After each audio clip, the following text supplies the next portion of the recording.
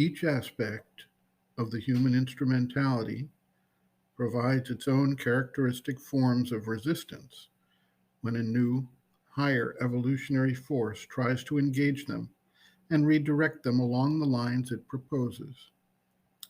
The underlying issues relate to the actions of tamas in the physical level, rajas in the vital level, and tamas again in the mental level.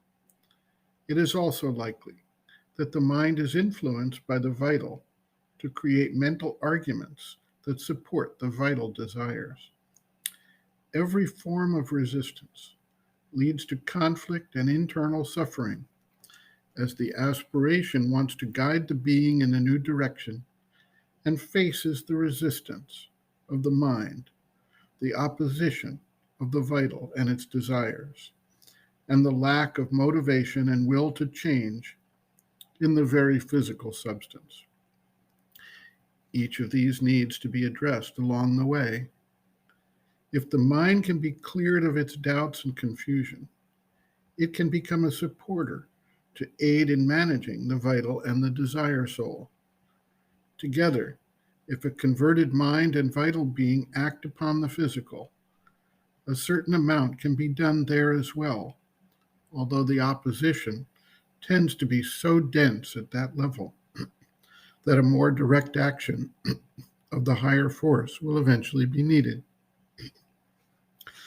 When people take up the yogic practice, they are not generally cognizant of the struggles that will wind up taking place internally as these various forms of opposition arise and try to carry out their heretofore normal and usual pathways of understanding and action despite the pressure from above.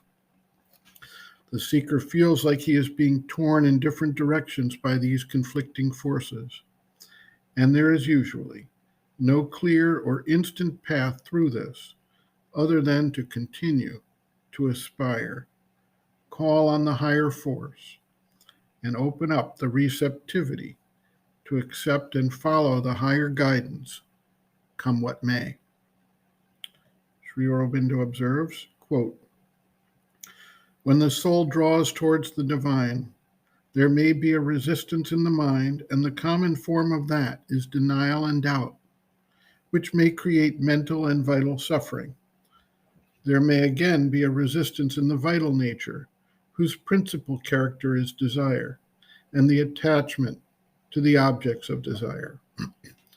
And if in this field there is conflict between the soul and the vital nature, between the divine attraction and the pull of the ignorance, then obviously there may be much suffering of the mind and vital parts.